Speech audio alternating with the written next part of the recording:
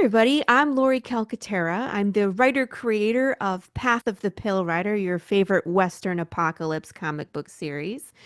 You can find me all over the place. I'm on Facebook, Instagram, TikTok, Threads, Blue Sky, YouTube, and I host the morning show, the Tuesday Morning Brew, every Tuesday at 11 a.m. Eastern Standard Time, and any One World Showcase on Wednesdays at 11 a.m. Eastern Standard Time, and you're watching and listening to Two Geeks Talking.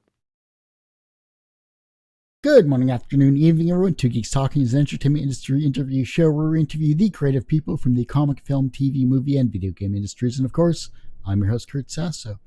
We are joined today by a fellow podcaster. She's an amazing talent in that respect, as well as the writer and creator of Path of the Pale Rider. We're joined by the ever-talented Laurie Calcaterra. How are you doing today? I'm good. Thanks for having me on the show. I'm excited to be here. Well, it's good to have you on. I'd love talking with a fellow podcaster. I love talking with the comic creators. For those that don't know anything about yourself as a creative person, tell us who you are and what you're bringing to Two Geeks Talking today. Oh, goodness. Oh, okay. So I'm Laurie Calcaterra. I started my whole journey with martial arts. I'm going to make a long story super short and you can ask lots of questions, right? So I started training in Indonesian and Filipino martial arts in 1997. I started a fight choreography team in 2017, was part of a production company, started writing short form web content for them. We had pilots of the series I wrote called The Agency. I moved from Michigan to Texas, wrote this series called Path of the Pale Rider as a full-length movie. And then I didn't know what to do with it. I sat on it for a while, decided it was supposed to be a comic book, and first published I met my artist in January 2022, and then first published in July 2022. So Path of the Pale Rider is a Western apocalypse comic series where death has been broken. So your body can die, but your soul or your energy doesn't leave your body upon death. So yeah, we have zombies, but it's not your typical zombies. They're just people who are living impaired because you're still yourself after you pass for a short period of time. After your brain starts to decay, you can lose your memories, you could become violent or vegetative, detached. It hits everybody differently. And it's people, animals, insects, fish. Death has been broken for every living thing, and things fall apart very quickly. We're 10 years into the apocalypse, and we're following this cowboy named Jude St. Clair. He's the last guy still looking for that answer of why do the dead no longer die? Oh, did I mention things have devolved back to the Wild West? So you get things like zombie bears, conspiracy theories, zombie ethics, whole lot of action, and even some hot sauce on top. We are 6 issues into this series. The first arc is 12, so we're about halfway, and it's really getting good. I'm so excited to be where we are. The journey's been a lot of fun. We're still having fun. A lot to take in. Yeah, I know. I was like, it's a long story. I'm going to spew it all out into the internet, and then you guys can ask questions. I've seen a lot of dystopian, a lot of apocalypse comics throughout the decades here. What is the most misunderstood aspect about the apocalypse, especially with Path of the Pale Rider, that people who don't follow the genre misunderstand? For people that don't read us, a lot of times I'm putting stuff out there talking about what's going on with I call them undead, but of course, a lot of people call them zombies. And it's like, what do you do with an undead child? Something like that. So we talk about the ethics behind it. And they're like, well, I'd put them out of their misery. But it's like, in this world, that option is gone, right? There is no death. You could shoot them in the brain. It doesn't do a thing. All you've done is make them more chaotic because they have less of their brain to use.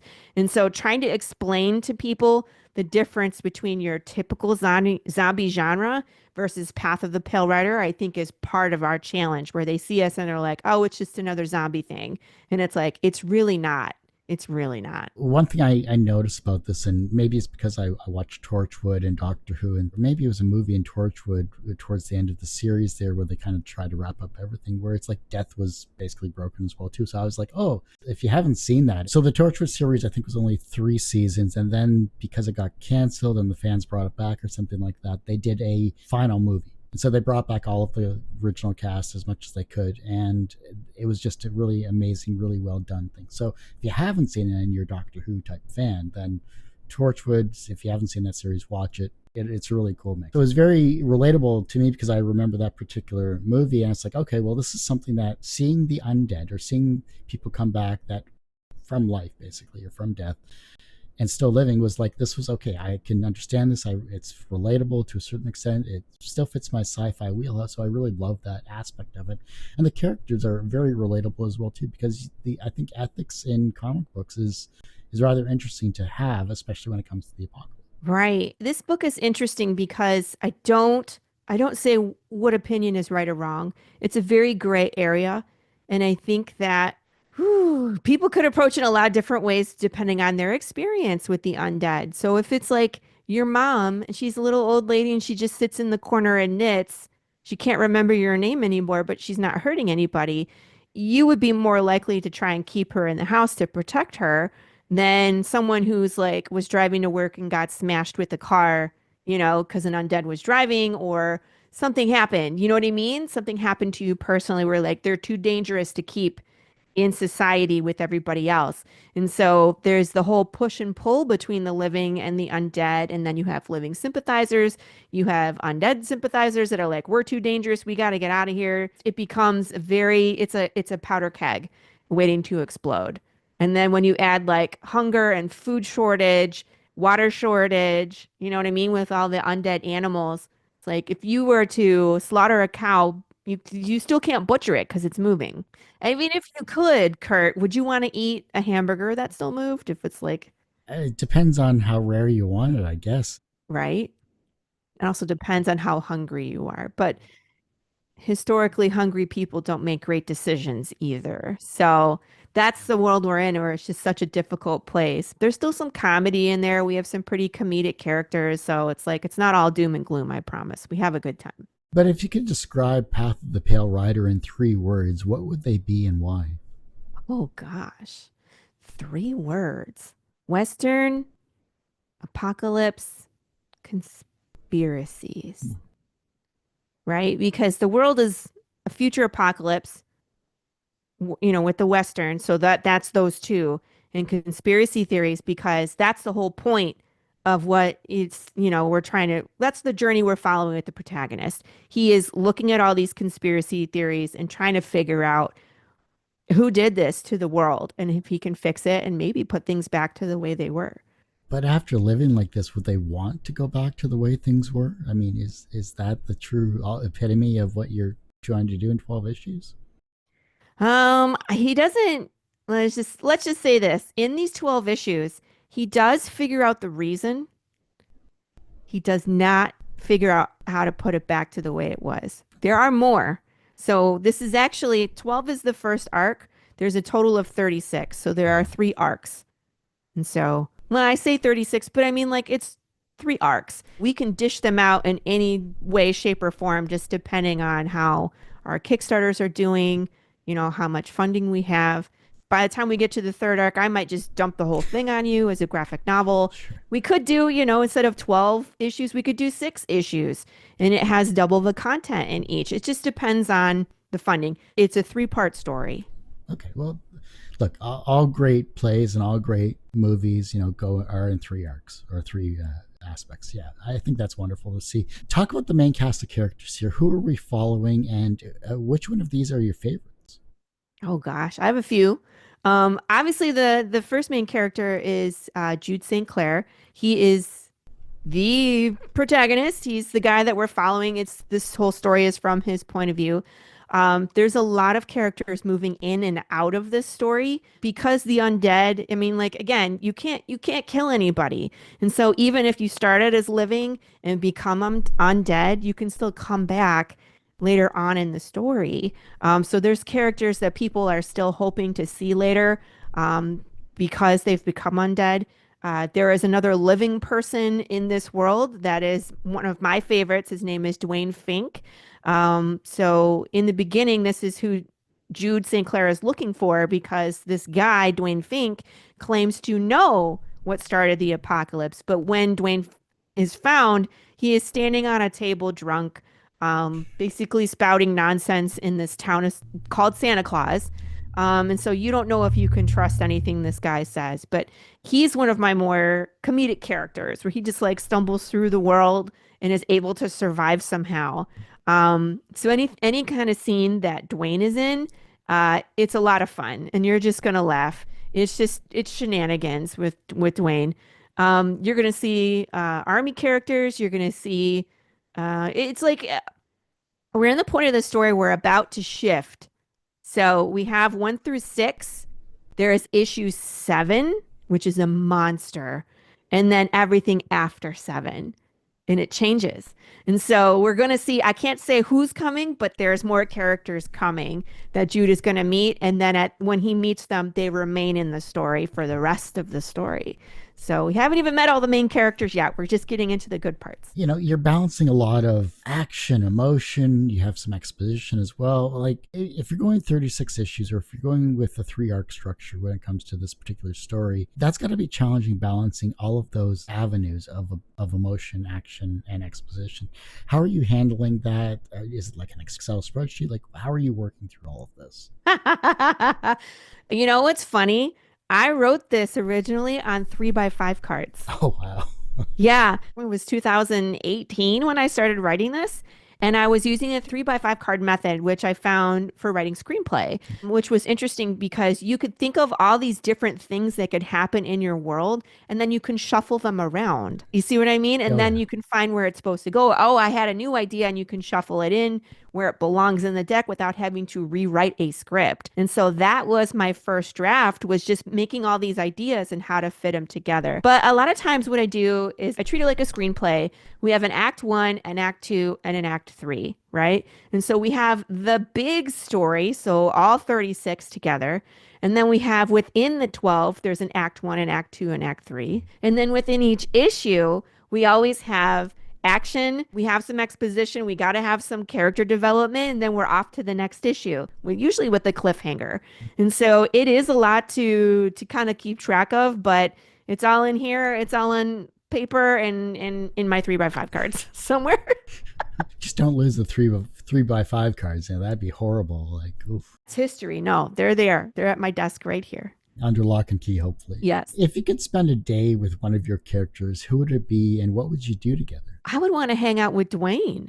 I feel like he has 1,001 stories to tell, and he would make a really good drinking buddy. So that would be the best, to like go to the bar with Dwayne, like drinks are on me, Dwayne, and we would just giggle and have a good time. And I'd ask him 1,000 questions about his experiences within the apocalypse. Because that man, even though he seems crazy, has seen things that he could tell you about. Do you come back to any themes or ideas when you're writing out this particular series? Is there something that just you always gravitate back towards because it's either what you enjoy writing, or is there something else you want to approach or broach when it comes to your creative process? I really love an overlying message. So I'm always laying that in there. And it's not whether zombie is like whether you side with the zombies or not. It's more about Jude St. Clair being determined to figure it out, not giving up. And then I really like the idea of existentialism. So, what is it that makes people human? And how we as human beings can forget the humanity of others, when it comes down to it, because there's that whole push and pull between the living and the undead where they don't see each other's humanity anymore.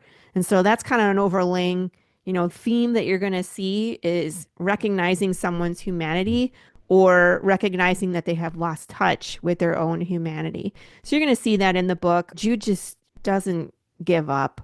He's already lost so much in where he is, and he's going to unfortunately continue to lose. So I don't know if that's like an underdog kind of theme. I like those stories as well. So I think, that's going to come through in the story. Do you find it difficult to write that particular story? Like you're writing a lot of heavy themes in this respect too. Like that's got to wear on you from a creative perspective. Like I know you're not trying to wrap everything up in a bow, but do you give yourself hope when you're writing this? Do I give myself hope? Meaning, do I hope that the characters get out okay? Or how do I keep myself sane? Or A combination of both, to be honest. like I said, we do have comedy built into the story, but we also do comedy just in the real world. And so, like, where you're going to see the comic book get dark, we'll do things in the fandom that kind of make us giggle.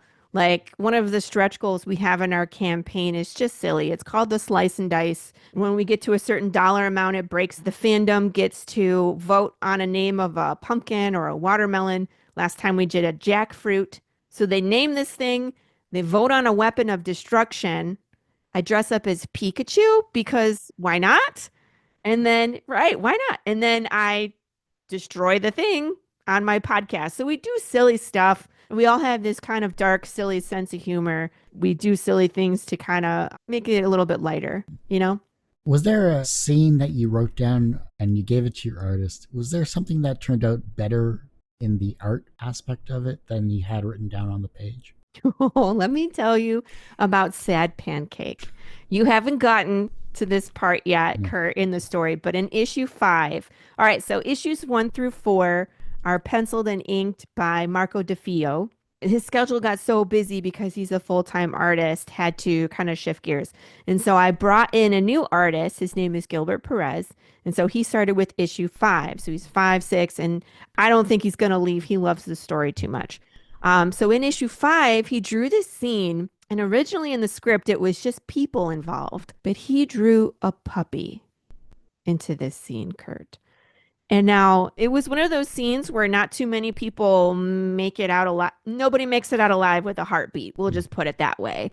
And then when he got to the final panel, I was like, make sure that you end the puppy. And he was like, what?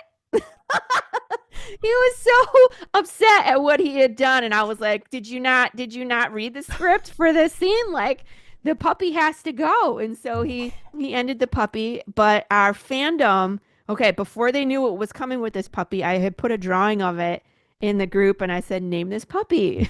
Jeez. So the fandom named the puppy Sad Pancake, right? And then he now has his own cover for issue 6. And so, because of this weird accident or like Gilbert not realizing what he was doing, we now have this new character in the story. And I brought him back. Actually, this was the first time that we veered off from the original script Oh, written wow. in 2018. That I went into 6 and I was like, Sad Pancake needs to come back. It's like that was never intended. It was just Gilbert drawing a puppy, and now we're off and running with Sad Pancake. That's what happens. So the merchandise line of Sad Pancake is coming along nicely, I take it? Oh my gosh. People are like, Sad Pancake stickers, Sad Pancake pins, Sad Pancake t-shirts. And I was like, okay. So off we go. We're going to have Big James and Sad Pancake. It'll be a thing. That's wonderful. I love that. The marketing side of things is amazing, especially if you have a fandom, especially if you have a community around what you're creating. I think that's wonderful to see. And whether they give ideas or whether they name things that are eventually going to die, kind of a twisted way to market. So I think that's rather impressive. It was so funny because I was waiting for someone to ask me, why are we naming this puppy, Lori? No one ever did. I was like, okay. It's like, you should know by now. Every time you name something, you kill it. It's just like, Not necessarily, but I do always warn people with the story, don't get too attached. Everybody and everything, is expendable, but then can still come back and continue in the stories. But there's emotional moments and you've seen some of them, but yes. they continue, right? Wait till you get to issue 4. It's a doozy. Good thing I stopped at 3 at the moment before. When people read 4, they're like, how could you? Yeah. And I'm like, well, something had to happen. Like, So, how much do you like to reveal things, and how much do you like to leave mysteries when it comes to Path of the Pale Rider? oh, I love the mysteries. I'm pretty close. I play it pretty close. There's things that have been going on in the story I might allude to when we're talking, like issues 3 and 4. You're going to see a character and maybe not understand this character because you're seeing this whole scene play out from Jude St. Clair's point of view. But once later on in the story, you actually meet this character and understand who they are, that whole scene takes on a whole nother meaning. And so there's symbols, there's QR codes, there's Easter eggs all over this comic book. We have a journal entry. That's the very first page that you read. And if you pay attention to the dates that I put there, a lot of times they have meaning. Did you read all the way to the end of issue three, Kurt? Okay. So the date that's in the beginning of issue three is Mother's Day. Right? So again, there's just these layers of meaning hidden within the story, just waiting for people to uncover them. So I don't usually tell you too much about what's coming, except for it's a doozy. And I'm telling you guys, number seven will rock your world. So six is setting that all up. It's such a great issue with Dwayne Fink because you get to see just how crazy he is and how he functions in this world. But then Jude St. Clair has to make some really heavy decisions about what his future is going to hold. And it all unravels in issue number seven. So it's like, this is the perfect time to start Path and just binge read one through six. So that way you're ready for the big reveal in seven. It's coming. No spoilers, please.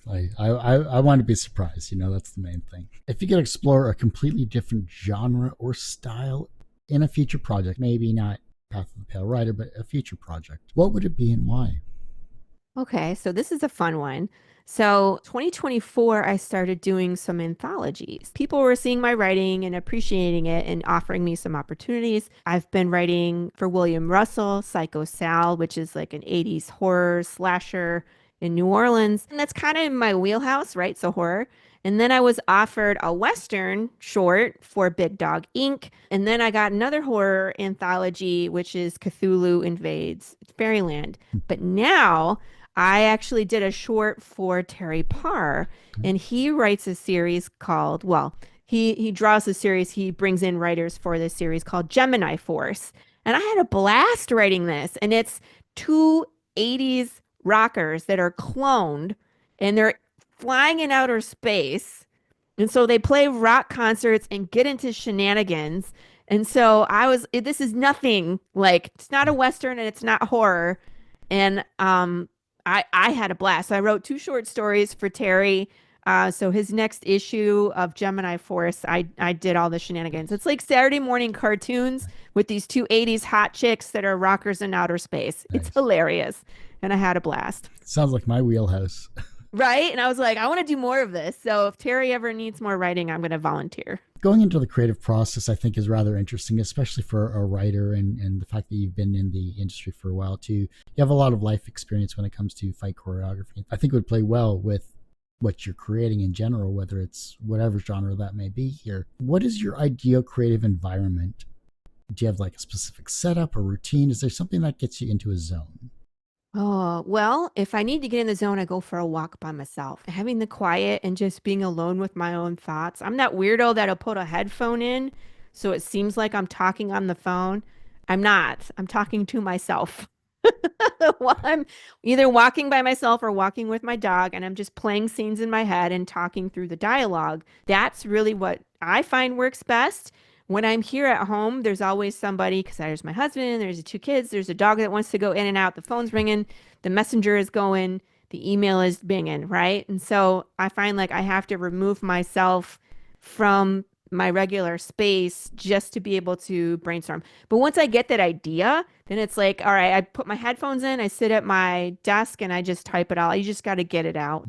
And after that, it just flows. But I got to have that quiet space, I think, to be in my own head without interruption. The work-life balance is obviously a huge factor. Yeah, exactly. Like I was wondering how you manage that sense of self while still maintaining a family and work life.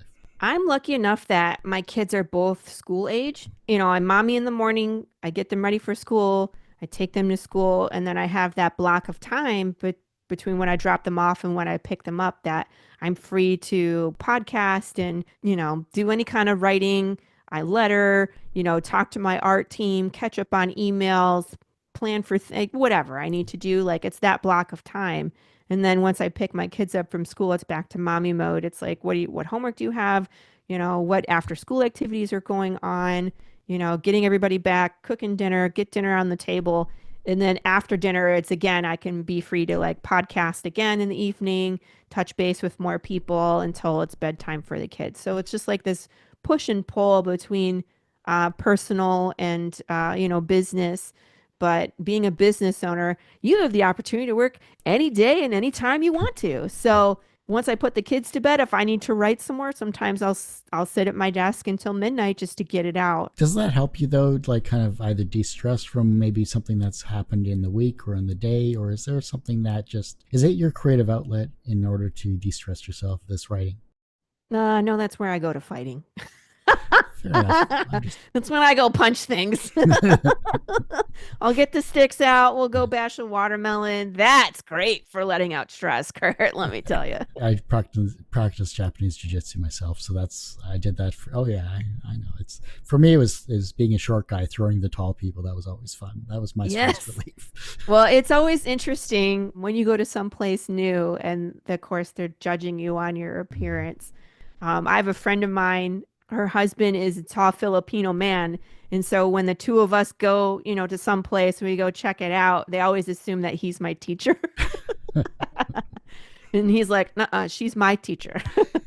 Nice. And so it's just, it's kind of funny how that happens. Being in martial arts definitely helps kind of center yourself too. I think when I started practicing, it was just like it gave me that focus I kind of needed at that time of my life, and it's a continual reminder of we're always trying to find that balance with ourselves, whether we're creative or whether we're in work. Yeah, I take a lot of my work ethic from the martial art background that I have, just understanding that everything is a process. And the more you practice and the more time you dedicate to it, the better you get. That's really it. Like you are in charge of your own success. That's a great mantra to have, especially being creative. What was an early experience where you learned that language had power? This is an interesting question. Can I phone a friend? I'm not sure what to say for this one. Language has power. I mean, yeah, I mean, the internet kind of teaches you that. Like you have to be careful with your words. I don't get any good answer for this, Kurt. It's So you're either, like, nah, you got to answer your own yeah, question. yeah. I hate answering. That's why I ask the questions. No, I've been on that side of the microphone. Well, in terms of an example, I think it just comes back to maybe there was a phrase or something that was told early in life that just kind of stuck with you, or maybe it was someone that was putting you down, where you learn that language has an effect on you personally or professionally. There's that avenue you can go by, but there's also maybe there's words you've said to someone that has either inspired them or put them down. I'm known for going on the internet and telling people to get back to work. That sounds like positive reinforcement, But though. it's funny because it's usually me telling myself this, but it's like as a creative, if I need to be told, "What are you doing? You're wasting time. Get back to work." Someone else needs to hear it too. And so I'm silly and I go on my Facebook and I say, "Hey, creative person, get back to work. Hey, indie author, get back to work." You know what I mean? It's like as a creator, if you're wearing all the hats, no one's getting it done unless you do it. So get back to work, everybody. Hopefully, no one takes offense to that. Everyone usually asks, what's the wisest piece of advice or what's the most BS piece of advice you've ever received? But, well, bullshit. I mean, I just want to swear, but it is what I was trying to keep it clean, but it is You're what right, right. yes, your kids listen to this, whatever. Exactly. They won't, but What is the second wisest piece of advice that you received that has stuck with you in your career? second wisest. First wisest was probably, again, that if you're not going to do it, it's not going to get done. The second one is, I would say, try to make every day the best version of itself. Go into every day with an intention of what you're going to do with that time. Just because time is short, life is short, you never know. And so you should always approach, like if you approach a project, approach it with the intention of making it the best version of itself. So whatever that means to you, removing ego, spending, dedicating a certain time every day or every week to work on things, or building your team into, the same like mind as yourself. You should have an intention. And that's where we are. That's where my team is, where we have the best intention for our story. So we are critiquing each other. We are pushing each other to do better every time. It's about the project. Is there a creative habit or practice that you have that you've adopted to team building and working with the team in terms of collaboration that people can kind of build off of themselves? Well, we have a lot of open communication. We touch base every week. Like I said, we all collaborate on things. I never take on the hat of ultimate leader of all time with I mean, yeah, the buck stops here, but if it's like when it comes to the creative process, I'm more interested in discovering what they think as opposed to being narrow-minded about my view of what it is. Because again, something could be an accident like Sad Pancake and take on a life of its own. And if I was like, Gilbert, there is no dog in here, take it out, it would have changed everything, right? And so just having an open mind, communication with each other, with the team is essential because we're all on the same page about what path is and what it can be if we all push.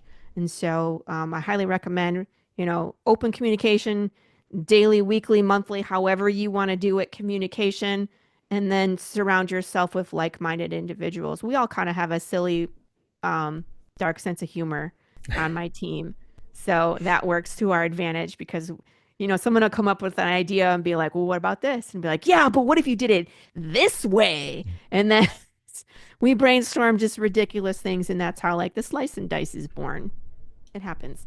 We have scratch and sniff stickers coming too. That's going to be fun. You want to know what zombie flesh smells like? You want to know. Yeah, no, maybe not. Not even a little bit curious. No, I worked at a garbage dump when I was younger for the city. I think I understand what the smell is like. So You're like, no, thank you. I'm good. Yeah.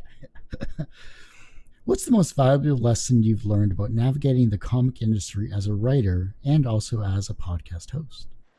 Oh, don't play into drama. Mm. Don't do it. Drama seems to get people views. It doesn't build an audience. I think that drama should be left at home. Even with my story, there's politics, there's ethics, there's, some really deep, dark questions, but we never tell you how you're supposed to think. I think that everybody can bring their own life experience to our story, and that's what makes it special. I think that if you bring drama and you bring politics and you bring one way of thinking into your comic or your podcasting, you alienate what could be your audience, what could be your readers. So that's just my own personal take on it. I don't play any of those things. I dislike it. It just makes me uncomfortable. So then, would there be anything you would change about the comic industry, either indie or professional, and what would that be and why? I don't know if we can take the drama out of any business Mm. because there's people. People are drama. And I know this because I wrote it into my story. There's ton of drama in my story because it's people related. But unfortunately, like that's one thing I wish that we could all agree. Like we could all say like all comics are valid.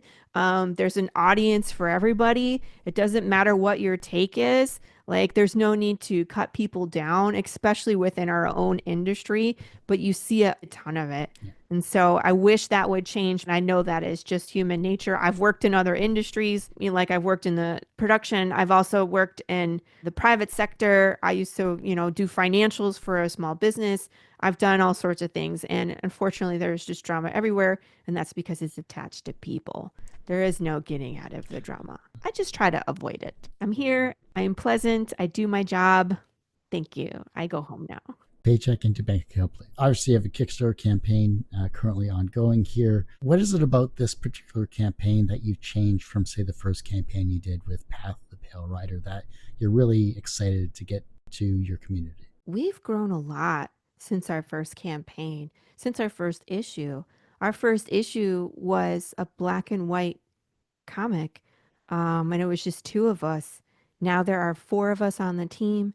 We are a fully, color comic. We've gone from very little merch to a ton of merch. We do fun activities. We include everybody in our planning, and so you can have stretch goals for digital backers. We have hot sauce. on the campaign, which is crazy. This is something again that happened. It's just by accident where a friend of mine made hot sauce with the label on it with my undead bear, Big James. And then everybody wanted it. And I ended up learning how to make hot sauce Nice. so I could provide this. Now we have four hot sauce flavors. We have a ton of merch, t-shirts, puzzles, surprise rewards, Funko Pops, you name it, it's all on the reward. What is different, I think, specifically about this one, again, Gilbert Perez came on last issue, and in this issue, he is providing us a ton of original art that you guys can get. And so anything from sketch covers from issue 4 and 5, we have sketch covers where he will custom make you a sketch cover with a character of your choice. And then we have the original 11 by 17 Bristol board from the covers from issue 5 and 6 that are available. And so that's new. We haven't done that in a long time. We do have a tier you can be drawn into as well called Immortality. We like to squish people in the comics, so it's a good chance you might be living in one panel and undead in the next one. Or you might be undead from the jump. Who knows? But we have a lot of opportunities to do fun stuff, and we're unlocking stretch goals at this point. We're like halfway through a campaign or just past halfway through. We funded in the first 25 hours. We funded. I'm looking forward to unlocking those scratch and sniff stickers. I'm more interested in the hot sauce now. Yeah, there's three you can get. The new flavor jackfruit and habanero. Okay. And I wasn't gonna make it again. It was like one of those like, here's 6 bottles of hot sauce of this new flavor.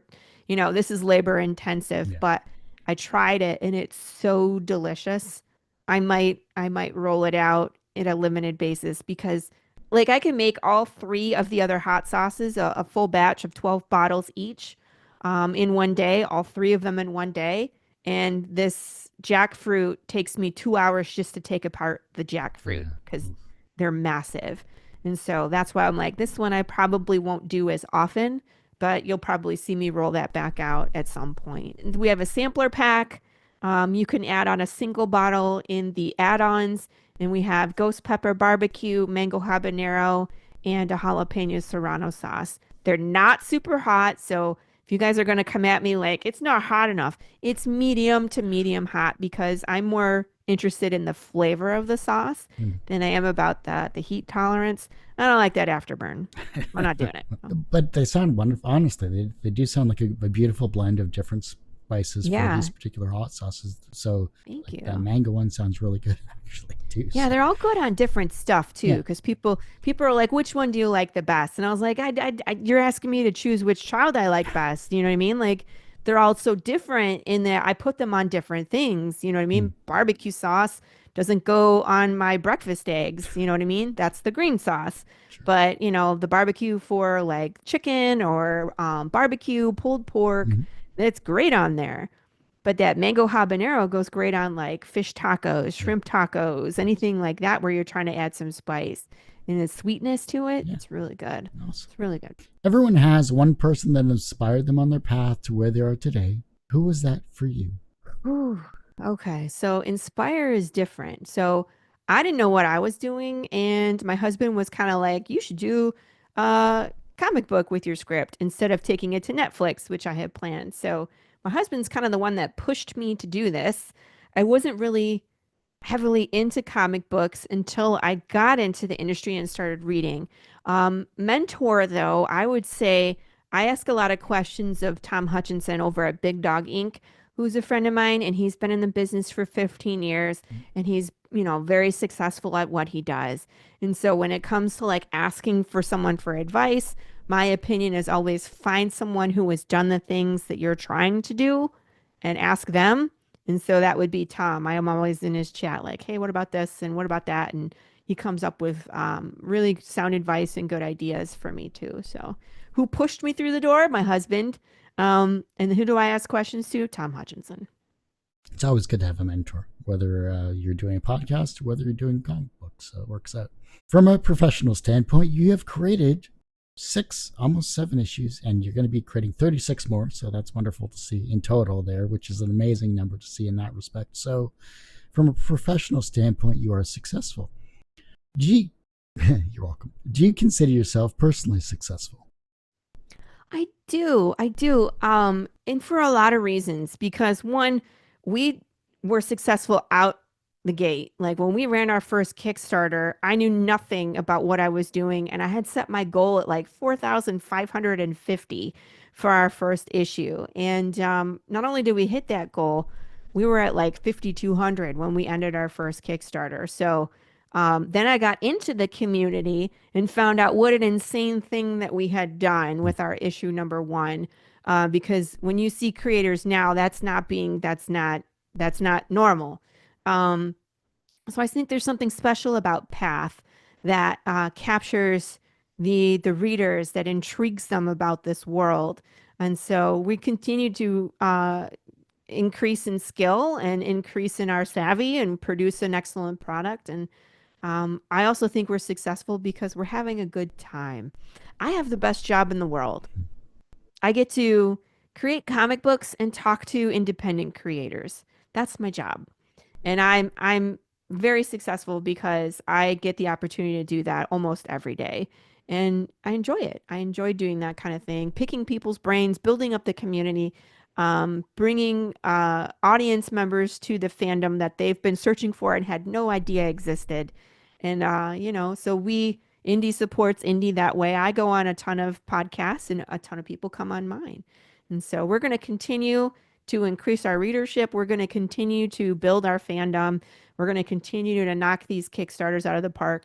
And I will guarantee you that you will have a good time. You will not be disappointed. And the story's just getting good. It's going to continue to get better. We're in for a wild ride. So you can join us on this path too. I thought you were going to say Path of the Pale Rider. Well, that the fandom, they're called riders. They Okay. call themselves the riders on the path. Nice. And so you can join us on the path and you can become a writer too if you would like. Read the story and do all the extra cool stuff that we do, like the riddles and the short films and fan interaction, rabbit hole stuff that you can fall down into. It's fun. The reverse of success is failure. How do you Hmm. deal with your failures? You learn from them.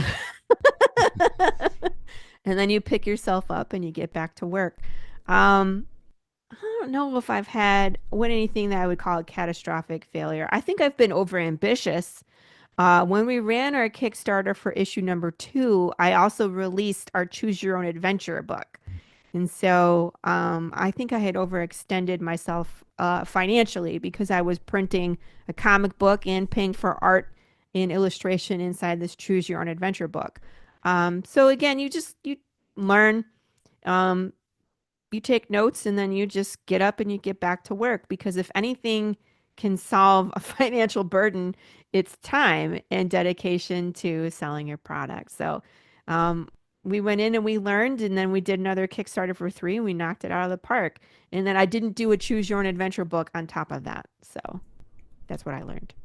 Don't do Thanks. two projects on the same thing. The younger generation is looking at your work and they're becoming inspired to be creative in their own way, whether it's as a writer, whether it's as a podcast host, or a community manager that you are when it comes to building up a community.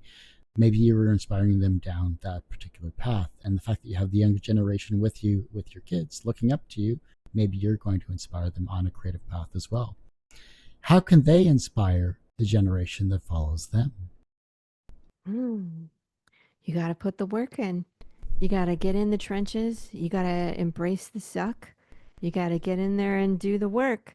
And I think that in itself is what inspires people. That's what's inspired me. Watching creators that have been in the business for 10 and 15 years and how are they able to get to that level of success? It's through the hard work. And so my recommendation to anybody that's getting started, understand what you're getting yourself into and then jump in with both feet and then become a part of the community because you will grow and we will watch each other grow and watch each other's journey and cheer each other on. And then when someone new comes in, you can inspire them and cheer them on. So we can all become a part of this community and read more comics and, encourage creatives. Wonderful. All right, last question is this. This is the fun one, and I'm not paying for your psychologist because of this question. So there you go. That's your preemptive. I don't pay for Leave the therapy of my readers either, Perfect. so I That understand. works out. If your life was a comic book, what would its title be? And what would its soundtrack be? Ooh, soundtrack. The title of my comic book is No One Told Her She Couldn't. No, that's the name of my comic book because I always feel like I'm doing things people think I shouldn't or that I don't fit in. Martial arts and comics are it's a male-driven business, but especially martial arts, and no one told me I couldn't do it, so I'm there. Same thing with comics. I was like, no one told me it's a boys club, so I'm there. And I'm having fun. So no one told me I couldn't, so I'm gonna do it. Um, Soundtrack by Nine Inch Nails. There you go. I love Trent Reznor. He does great soundtracks to begin with, but I love that industrial style. Throw it in there. We'll make it sound really cool as I bake bread and go knife fight and and write comic books. That's it. That's my life. Sounds like a good life to me. It works out well, I'm sure. Well, I do hate to say it, Laurie, but that ends this particular episode of Two Geeks Talking. Well, thank you so much for coming on the show. Yes, and thank you for having me on. This is my first time on. I'm really enjoying it. Okay, well, hopefully you're going to be back on in the new year for sure, and we'll talk more about Path and whatever else you're creating. I think that'll be amazing. For those that want to support you, where can we find you? How can we support you? Where's the Kickstarter and anything else you would like to promote? The Kickstarter is the best way that you guys can support me where we are right now.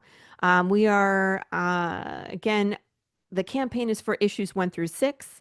And so 6 being the new issue, but all of the books are available there, including our trade paperback, which is issues 1 through 4. All of the merch is available on the Kickstarter. If we are not actively campaigning, and this one will end February 28th.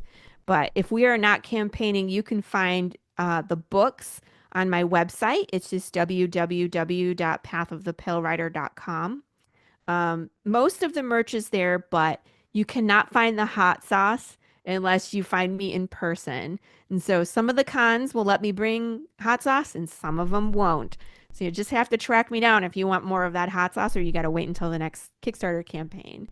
But I do want to reiterate that as an independent creator, these campaigns, these crowdfunding campaigns, are the most important time for us, because that is what ensures that we can continue to make a good product and pay artists a working rate.